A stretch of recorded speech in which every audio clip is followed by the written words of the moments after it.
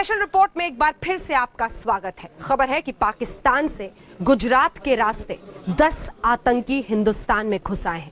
न सिर्फ अलर्ट जारी किया गया है बल्कि हाई लेवल मीटिंग हुई। आईबी, रॉ, पुलिस सब मिलकर ये जानकारी हासिल करने की कोशिश की आखिर कैसे इन तक पहुंचा जा सके। जानकारी ये है कि दिल्ली में हमला हो सकता है। स्कूल, कॉलेज, मॉल, जो भी भीड़ भाड़ वाले इलाके हैं, सब जगह खतरा है।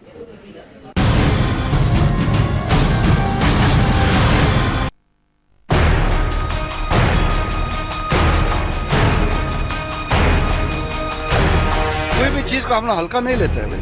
हल्का नहीं, ये सीरियस मामला है, हम लोग हल्का नहीं लेते। सरकार हर प्रकार से सक्षम है हर प्रकार की चुनौती से निपटने के लिए।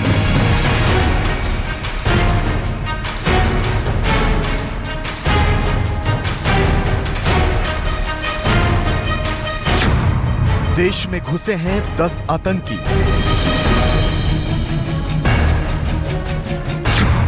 हिंदुस्तान के खिलाफ बड़ी साजिश।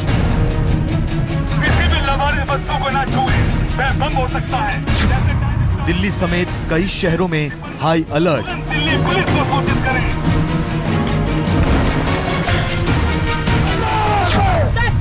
लश्कर और जैश का खौफनाक प्लान।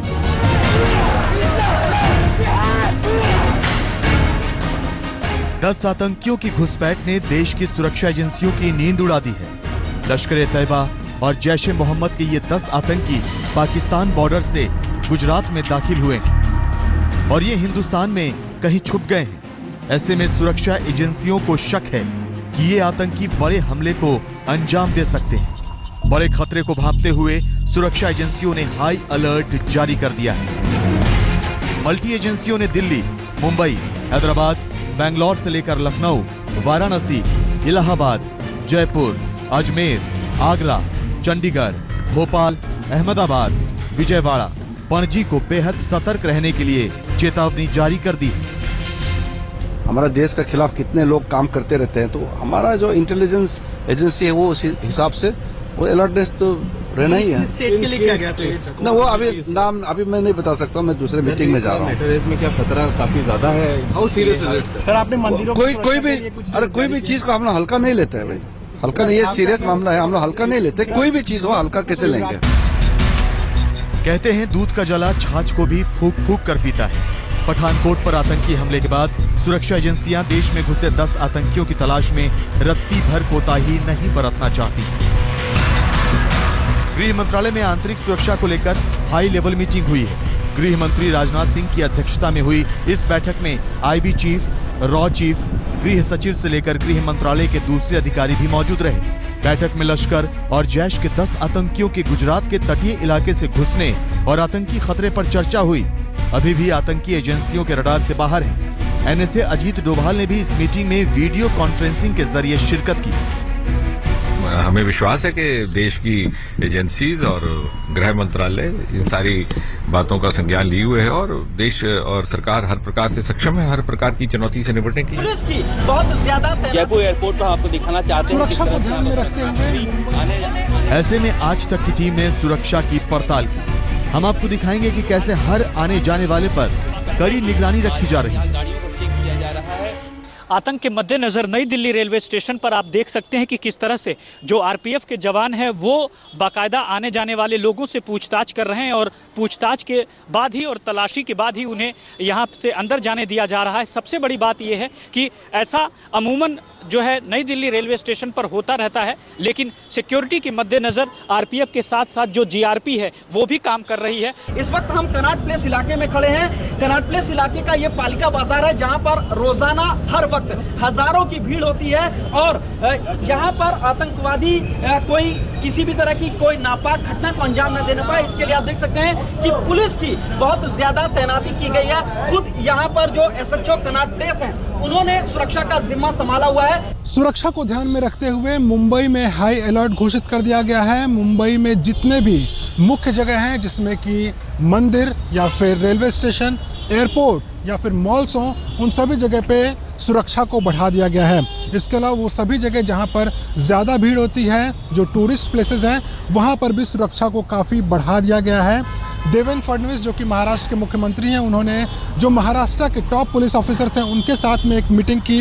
इस वक्त हम मौजूद हैं अहमदाबाद के यूनिवर्सिटी रोड पर। आप देख सकते हैं कि हर एक व्हीकल को यहाँ पर पुलिस लगातार चेक कर रही है। साथ ही जो गाड़ी चलाने वाले हैं उनके लाइसेंस को चेक करती है, उनकी एंट्री करती है, उसके बाद ही यहाँ से जाने दिया जाता है। साथ ही जो संदिग्ध है, संदिग्ध को भी पूरी तरीके से पुलिस उन्हें चेक करती है, उसके बाद जाने देते हैं। आतंकी हमले की धमकी के मद्देनजर पूरे राजस्थान में सुरक्षा व्यवस्था चाक चौबंद कर दी गई है। जयपुर एयरपोर्ट पर हम आपको दिखाना चाहते हैं किस तरह से यहाँ पर सुरक्षाकर्मी आने जाने वाली गाड़ियों की चेकिंग कर रहे हैं। सुरक्षा व्यवस्था त्रिस्तरीय की गई है।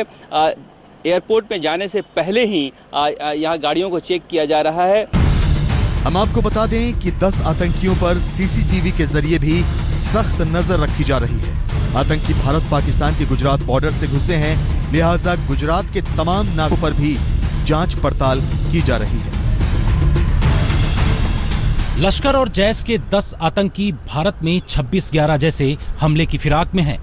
खुफिया एजेंसियों ने इस बात को देखते हुए अलर्ट जारी कर दिया है, पर अलर्ट के 48 घंटे बाद भी ये आतंकी सुरक्षा एजेंसियों के रडार से बाहर हैं। ऐसे में खतरा अभी टला नहीं है। जो खतरा अभी तक गुजरात तक सीमित था, वो अब पूरे देश में मंडरा रहा है। दिल्ली से कैमरामैन प्रदीप गुप्ता के साथ जितेंद्र सिंह, आज तक। 10 आतंकी, और खबर यही कि गुजरात के रास्ते ये हिंदुस्तान में घुसे हैं। गुजरात को पूरी तरह से सील कर दिया है, सड़क से लेकर समंदर तक। लेकिन इसी बीच खबर ये थी कि महाशिवरात्रि के पर्व पर सोमनाथ मंदिर में अटैक हो सकता है। 3 लेयर की सुरक्षा वहां पर की गई। देश भर में जितने भी शिव मंदिर हैं, सब जगह जबरदस्त सुरक्षा इंतजाम। ये जानकारी दी थी पाकिस्तान के एनएसए ने, और शायद पहली बार ऐसा हुआ है जब पाकिस्तान ने कोई खुफिया जानकारी दी हो आतंकियों के मद्देनजर।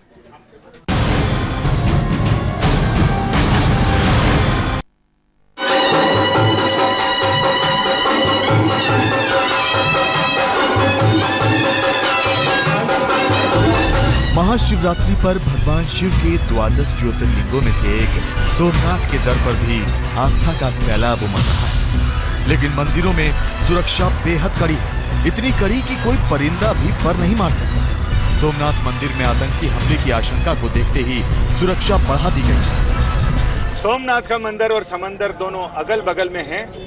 मंदिर में आतंकवादी चुनौतियों को देखते हुए सुरक्षा व्यवस्था अभूतपूर्व की गई है। 3 स्तरीय सुरक्षा व्यवस्था है। पहला स्तर वहां शुरू होता है जहां बिल्कुल बाहरी परकोटे पर पूरी तरह से चेक जांच करने के बाद ही श्रद्धालुओं को अंदर आने दिया जा रहा है।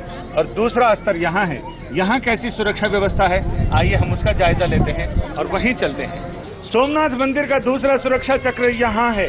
दिग्विजय द्वार, पहले परकोटे में सुरक्षा जांच होती है, इसके बाद दूसरी जांच यहाँ मेटल डिटेक्टर से गुजरना पड़ता है लोगों को, और यहाँ से लोग फिर सीधे मुख्य मंदिर में प्रवेश करते हैं। सिर्फ सोमनाथ मंदिर ही नहीं, गुजरात में महाशिवरात्रि के मौके पर कोई अनहोनी ना हो, इसलिए समंदर में बोट से आतंकियों पर निगरानी रखी गई, तो पूरे राज्य का चप्पा चप्पा सील कर दिया गया। खुद पाकिस्तान के हवाले से यह खबर मिली है कि गुजरात में 10 आतंकी घुसे हैं। बताया जा रहा है कि पाकिस्तान खुफिया एजेंसियों की रिपोर्ट के आधार पर भारतीय एनएसए अजीत डोभाल को ये इनपुट मिला।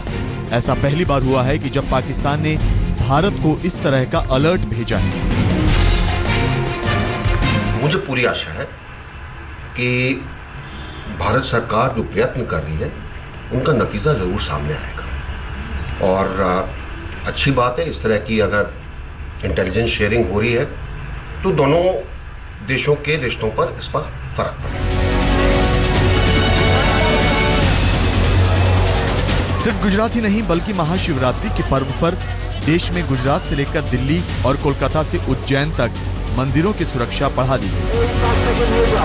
मैं इस समय उज्जैन के महाकाल मंदिर के बाहर हूं और आप देख सकते हैं किस तरह यहां पर सुरक्षा चाक चौबंद की गई है। यहां पर चप्पे चप्पे पर पुलिस बल तैनात किया गया है और 2000 से ज्यादा पुलिस बल पूरे महाकाल और आसपास के मंदिरों में तैनात किया गया है। दिल्ली में जितने भी बाजार है, रेलवे स्टेशन और मंदिरों की जो सुरक्षा है वो बढ़ा दी गई है। फिलहाल मैं चांदनी चौक के गौरी शंकर मंदिर में हो रहा है। यहाँ पर आप देख सकते हैं भक्तों की लंबी लंबी कतार लगी हुई है, भीड़ बहुत ज्यादा है। यही वजह है कि दिल्ली पुलिस कुछ ज्यादा ही मुस्तैद है यहाँ पर। शिवरात्रि का त्योहार पूरे पश्चिम बंगाल में धूमधाम से मनाया जा रहा है, लेकिन कोलकाता के विभिन्न मंदिरों में सिक्योरिटी अलर्ट दे दिया गया है। यही वजह है कि मैं इस समय हूँ भू कैलाश मंदिर में और यहाँ पर सिक्योरिटी तैनात है, जिसमें कोलकाता पुलिस के कई आला अधिकारी के साथ साथ पुलिस पर्सनल तैयार है।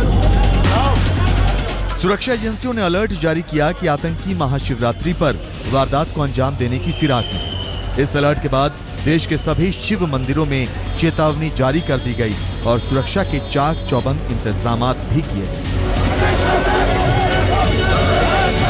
सोमनाथ से संजय शर्मा के साथ अमित जैन, उज्जैन आज तक।